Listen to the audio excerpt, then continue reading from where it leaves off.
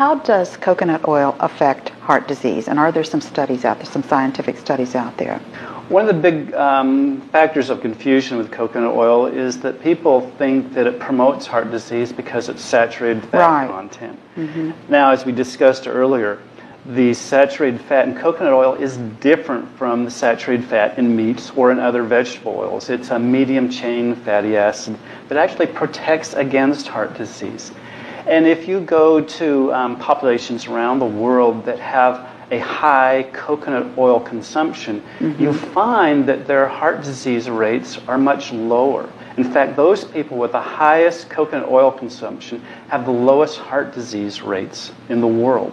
For example, in Sri Lanka, in 1979, there was a survey that showed that every man, woman, and child in the country mm-hmm. consumed the equivalent of 120 coconuts a year. That's a lot of coconut and a lot of coconut oil.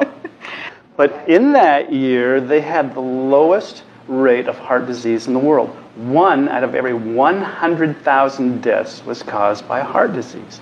Now compare that to America. At the same time, nearly half of the deaths were heart-related. And we don't eat hardly any coconut at all. No, we don't. Now, over time, in Sri Lanka, there's this anti-saturated fat campaign throughout the world, reduce your saturated fat content. So even in Sri Lanka, in the coconut regions, they started to reduce their saturated fat. And so coconut oil came down, and a very interesting thing happened. They replaced their coconut oil with polyunsaturated vegetable oils and margarines and things. And as coconut oil consumption came down, heart disease went up. Just the opposite of what, they thought would happen. It was that apparent. It was that apparent.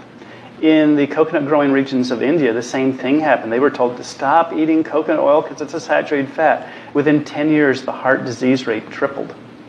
And those are scientific studies. Right, these are studies, published studies. Plus, you're dealing with people's cultures, too. Mm-hmm. And so they were told something that they were eating was unhealthy, and then they became unhealthier by changing their diet. Right, and most of the heart disease cases in these coconut-growing countries come from the cities where people eat the least amount of coconut oil because they eat the imported oils. Mm-hmm. Now, when you go outside the cities into the villages that still rely on coconut oil as their primary source of dietary fat, heart disease is either rare or non-existent, even though that's the oil they eat predominantly in their diet.